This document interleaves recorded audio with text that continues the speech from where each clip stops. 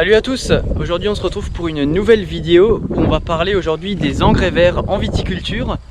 Alors aujourd'hui nous sommes présents dans une parcelle où j'avais semé des engrais verts l'année dernière. J'avais d'ailleurs fait une vidéo sur ce semis d'engrais verts. Et là nous sommes le 29 mai et les couverts sont aujourd'hui à leur stade de développement maximal et sont également les plus beaux à voir, les plus facilement appréciables. Et c'est pour ça que je vais faire une vidéo tout simplement sur les engrais verts, raconter leurs caractéristiques, pourquoi je les ai implantés, et on va un petit peu observer les effets des engrais verts sur le sol. Allez, je vous souhaite une bonne vidéo.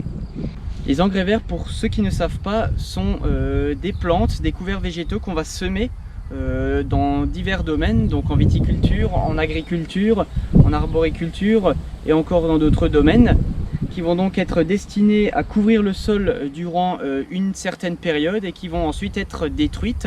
Tout ça dans le but d'améliorer la fertilité des sols et d'axer donc sur les trois piliers, que ce soit le pilier biologique, chimique ou encore physique. Alors en viticulture, les engrais verts sont généralement semés autour des vendanges, donc soit avant soit après, et sont destinés à être détruits au cours de la période végétative de la vigne, en général courant mai, début juin. Alors les engrais verts, comme je vous l'ai dit, axent sur les trois piliers de la fertilité. Donc on va tout d'abord s'intéresser au pilier de la fertilité physique.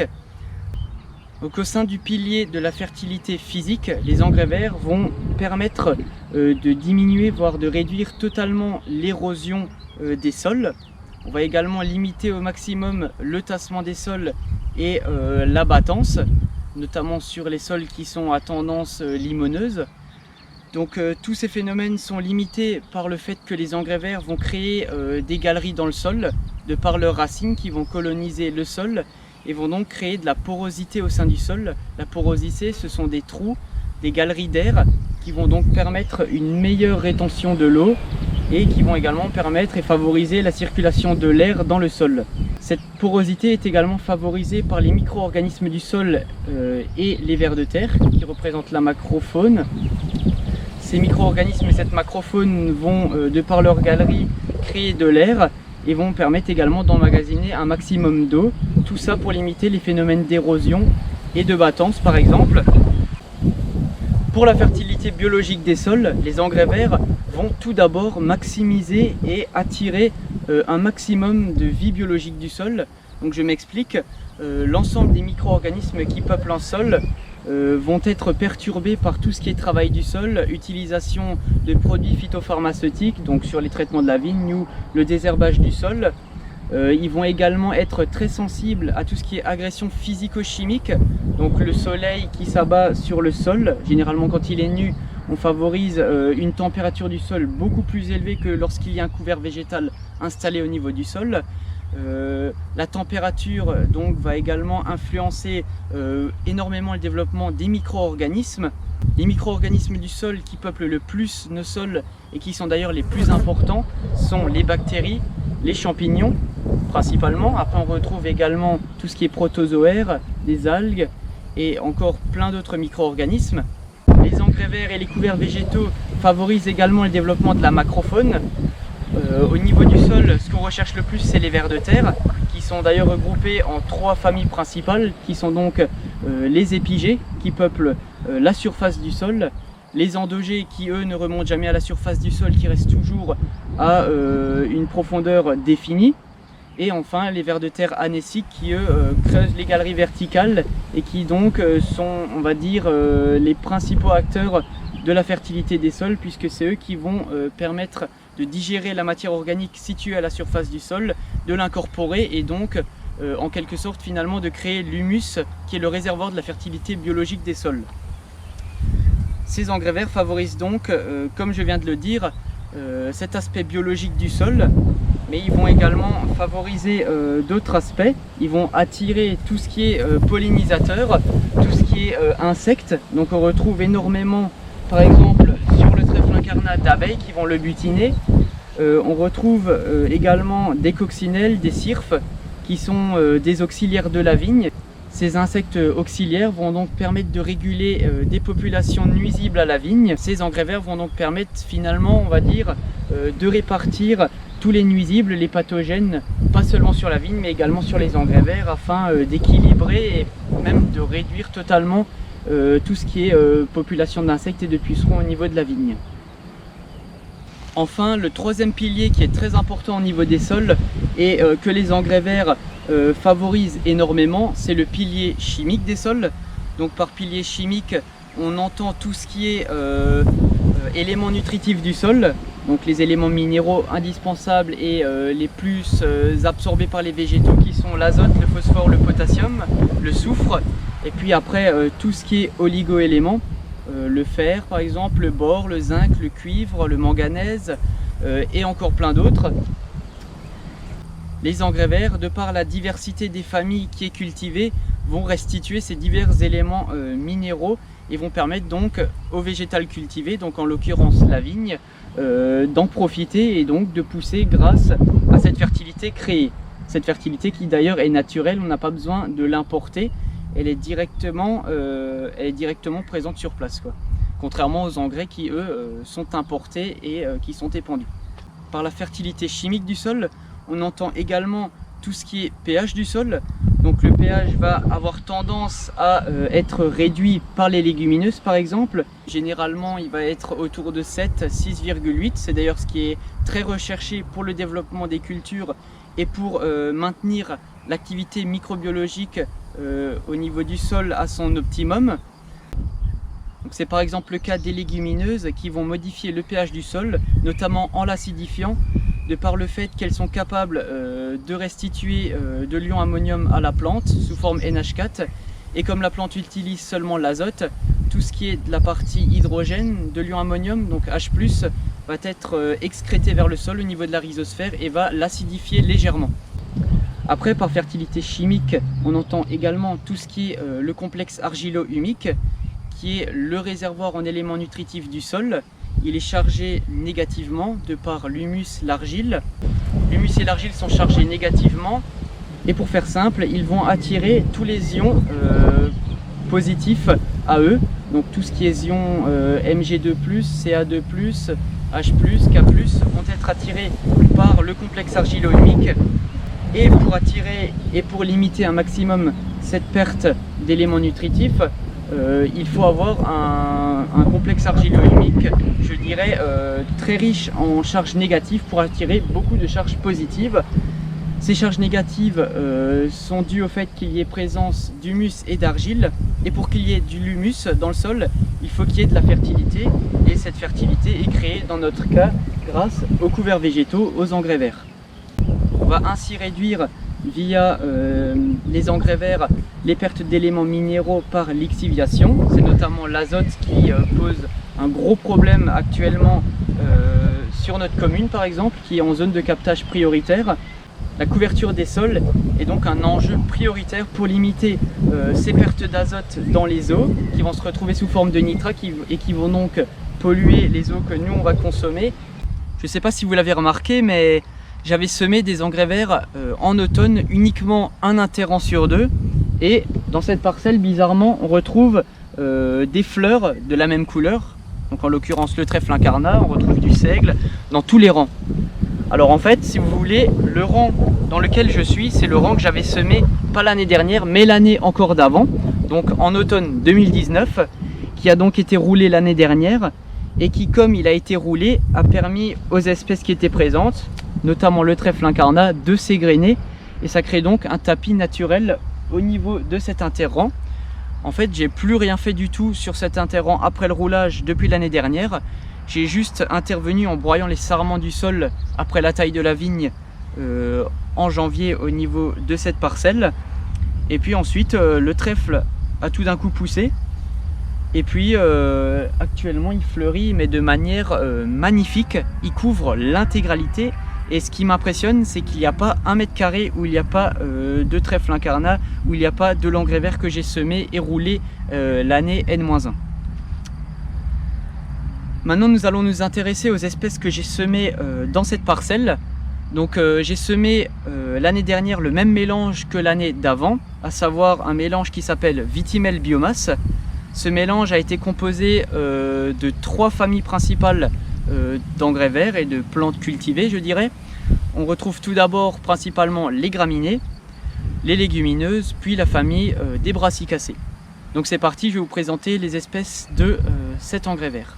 Donc voilà l'interrang d'engrais vert que j'ai semé l'an passé. Donc ce mélange a été composé tout d'abord de seigle, donc c'est du seigle fourragé. Je vais essayer de l'arracher. Donc le seigle fourragé, c'est cette espèce là, donc il fait partie de la famille des poacées, c'est une graminée, donc famille des graminées également, hein. C'est la plus récente.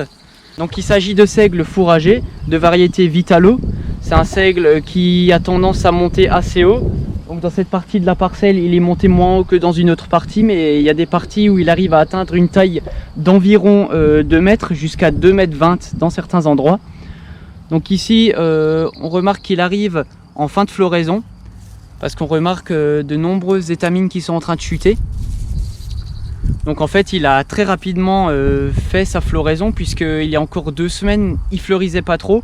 Mais il faut quand même reconnaître que c'est grâce au mois de mai très pluvieux que l'intégralité de l'engrais vert s'est très bien développée.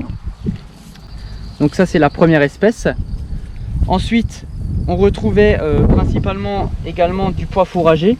Donc le pois fourragé dans cette parcelle, on le voit pas énormément. Donc le pois fourragé, le voilà. Il a déjà fini sa floraison. On voit d'ailleurs les gousses qui sont en train de se former avec à l'intérieur le pois. Donc les graines de pois qui se forment à l'intérieur. Et donc lui, il fait une taille d'environ 40 cm. Donc le pois fourragé appartient à la famille des légumineuses. Dans cette famille, on retrouvait également une fleur qui est magnifique. C'est le trèfle incarnat. Donc le trèfle incarnat que vous pouvez très bien voir à la caméra. Il tapisse l'intégralité de la parcelle. C'est toutes les fleurs rouges. Donc là, il arrive en fin de floraison. Si vous voulez, la floraison a commencé aux étages du bas, puis progressivement a remonté. Puis là, la fécondation a eu lieu. Et puis, elle est encore en train de se faire au niveau de la partie terminale. Et puis ensuite, l'épi aura terminé également sa floraison. Donc le pois fourragé et le trèfle incarnat, ce sont les 2 légumineuses du mélange. Donc les légumineuses sont très intéressantes vis-à-vis de leur faculté à fixer l'azote atmosphérique de l'air et à le restituer au sol grâce à une association de type rhizobium avec des bactéries. Enfin, dans le mélange, on retrouvait également du radis fourragé. Le radis fourragé est soit en train de finir sa floraison, soit en train de fleurir. Donc ici, on remarque déjà des gousses présentes, des siliques, et ici encore des fleurs blanches. Donc le pois fourragé représente une biomasse qui n'est pas très importante. C'est une espèce faisant partie de la famille des brassicacées et il est intéressant vis-à-vis de l'aspect structuration du sol en profondeur de par le pivot. Donc là, j'ai pas réussi à le déraciner, mais on regardera après avec la bêche pour le déraciner. Le seigle, lui, est très intéressant par rapport à sa faculté à structurer le sol au niveau de la superficie. Donc il a un système racinaire très fasciculé. Son système racinaire permet de structurer le sol en superficie. Le seigle est également intéressant car il agit comme effet dépresseur au niveau du développement des adventices.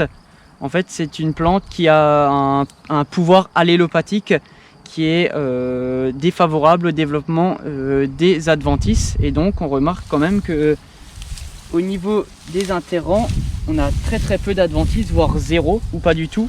Même sur les interrants que j'ai semés l'année dernière, qui étaient d'habitude envahis d'adventices, cette année c'est vraiment très propre.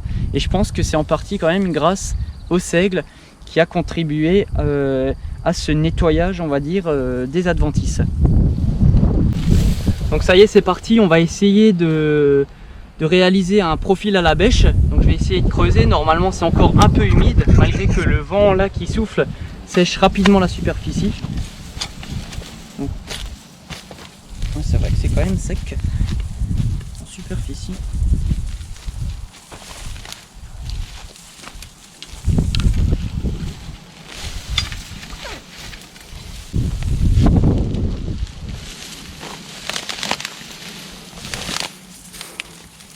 Donc là on peut déjà observer le système racinaire fasciculé du seigle que je vous parlais avant.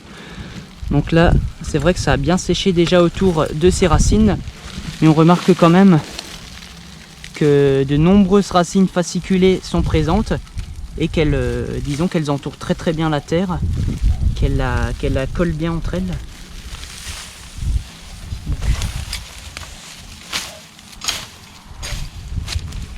Ici nous sommes face à un plan de radis fourragers. On peut observer le pivot. Donc c'est un pivot qui pour l'instant n'est pas très développé, mais disons qu'il se développe énormément au cours de l'automne prochain et en hiver pour structurer très profondément le sol.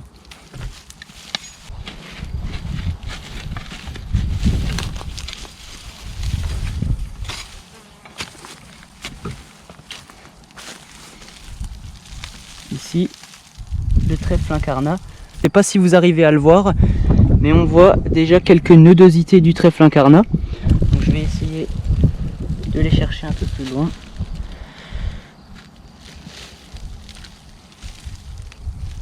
Voici à quoi le sol ressemble en profondeur. Donc j'ai commencé à creuser.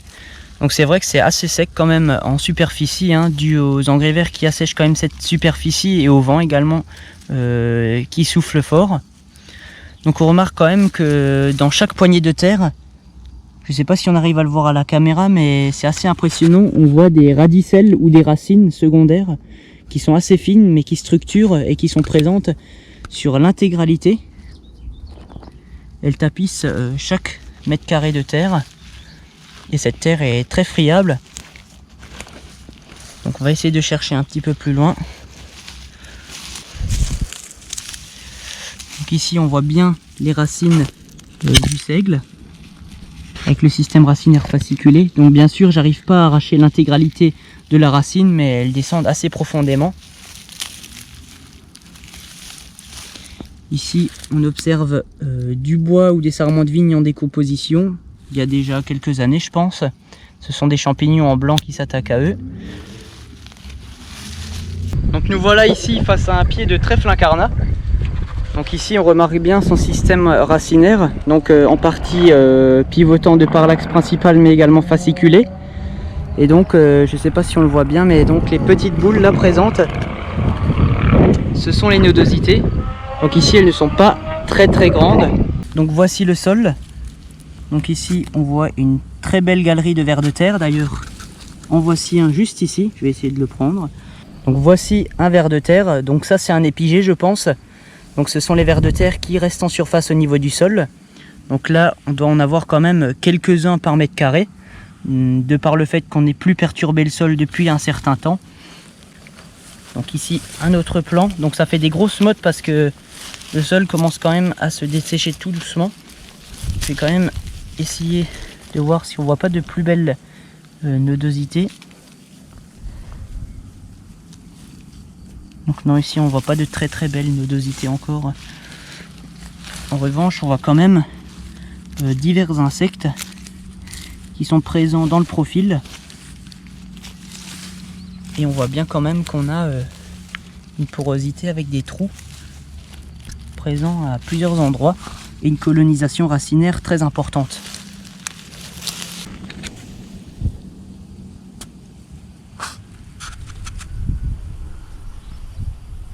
L'avantage de coupler ces diverses familles que je vous ai présentées donc à travers cet engrais vert, c'est déjà qu'on va explorer le profil du sol de manière différente. Donc par exemple le seigle se retrouvera avec ses racines plutôt en superficie, contrairement au radis fourragé qui lui sera plutôt en profondeur. La légumineuse sera entre les deux et on va équilibrer et occuper en fait l'intégralité du profil de sol sur les 30-40 premiers centimètres, ça c'est sûr. Ensuite ça va également permettre d'équilibrer les rentrées d'éléments nutritifs et de carbone au niveau de la vigne. Donc par exemple le trèfle incarnat et le pois fourragé vont eux rapporter de l'azote au niveau de mon sol, tandis que le seigle fourragé, vu à la date à laquelle je vais le détruire, va m'apporter du carbone via le roulage et le paillage qu'il va créer. Et on va créer donc un équilibre carbone et azote qui constitue d'ailleurs le rapport C sur N du sol. La création de biomasse via les couverts végétaux est très importante pour créer du carbone. C'est la première chose que je veux apporter au niveau de ma parcelle de vigne, puisqu'il faut savoir qu'une tonne de matière sèche, c'est 400 kg de carbone pur, et que ce carbone donc est très important Le carbone va permettre d'emmagasiner et de créer de l'humus stable qui va en fait tout simplement au fur et à mesure des années grandir mon réservoir d'humus, et un jour la vigne sera auto-fertile, il n'y aura plus besoin d'apporter d'engrais puisque c'est le cycle du sol qui s'en occupera, et également le réservoir d'humus qui sera tellement important qu'il n'y aura plus besoin d'apporter et d'importer des engrais par exemple. Ensuite, mixer diverses familles d'engrais verts permet également de créer disons un aspect esthétique visuellement. Ça permet, moi je sais pas, moi je trouve ça très beau de mixer l'ensemble, c'est très beau à voir. Je préférais même le garder que de le détruire, mais un jour il faut quand même pouvoir passer par la suite dans les vignes. Un petit inconvénient des engrais verts, c'est notamment au niveau des printemps humides. Lorsqu'il y a vraiment beaucoup de biomasse, on est obligé de les détruire assez tôt, puisqu'ils vont créer un microclimat humide qui peut être favorable au développement des maladies cryptogamiques de la vigne, qui sont principalement le mildiou et l'oïdium en Alsace, mais comme dans toutes les régions de France. Cependant, la pratique des engrais verts constitue également un très gros avantage du point de vue économique. En effet, dans nos vignes, on intervient uniquement pour les périodes de semis et les périodes de destruction. La destruction chez nous se faisant au rouleau FACA, un outil qui nécessite aucune énergie animée au niveau du tracteur et très peu coûteux en gasoil, en temps également, puisque c'est un passage qui se réalise assez vite, une fois dans l'année, qui suffit amplement, et puis ensuite on a quasiment plus besoin de rien faire au niveau des interrants de la vigne. Ça c'est vraiment un gros avantage.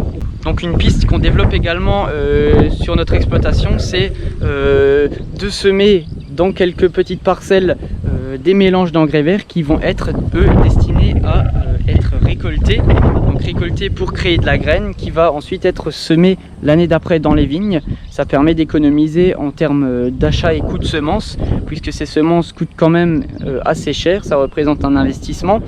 Dans cette parcelle, j'ai semé une densité de 50 kg à l'hectare, donc un rang sur deux, ça fait qu'on sème uniquement 25 kg à l'hectare, et le sac de 25 kg coûte environ, pour ce mélange là en achat, environ 70 à 80 €, donc ça représente quand même un certain coût, mais un coût qui est vraiment négligeable par rapport à un entretien traditionnel, je dirais, de la vigne. Donc par exemple, passer 4 à 5 fois avec la faucheuse, un interrant sur deux, et l'autre interrant comme certains passer avec des outils animés de travail du sol type herse rotative ou griffe. Certains vont jusqu'à 4-5 passages dans l'année, ce qui est énorme et ce qui prend énormément de temps également, du gasoil, de l'argent.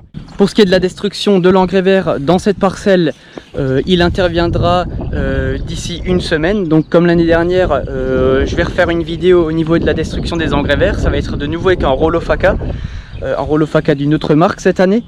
J'ai déjà commencé à détruire certains engrais verts, hier d'ailleurs, qui composaient un autre mélange que je vous ai présenté dans la vidéo qui sortira plus tard au niveau du roulage. Donc l'objectif, comme je vous l'ai dit, c'est d'attendre que les espèces arrivent à maturité, qu'elles fleurissent toutes. Et donc là, comme on a encore le trèfle incarnat qui est en fleur, le seigle qui est en pleine floraison, voire en fin, on va encore attendre. Et puis au moment du roulage, ça se roulera tout seul et ça restera plaqué au sol. Sur ce, j'espère que cette vidéo vous aura plu, qu'elle vous en aura appris un peu plus. N'hésitez pas à poser des questions sur les engrais verts en vidéo. Donc c'était une vidéo qui était assez courte. Les engrais verts, c'est un sujet qui est très médiatisé actuellement, qui est de plus en plus pratiqué, je constate, dans tous les domaines de l'agriculture, notamment en viticulture. C'est impressionnant à la vitesse à laquelle ça se répand tout simplement. Donc c'est vraiment bien, très bonne nouvelle. Moi je vous dis donc à la prochaine pour une prochaine vidéo. Donc n'hésitez pas à vous abonner et puis je vous dis à la prochaine. Allez, salut!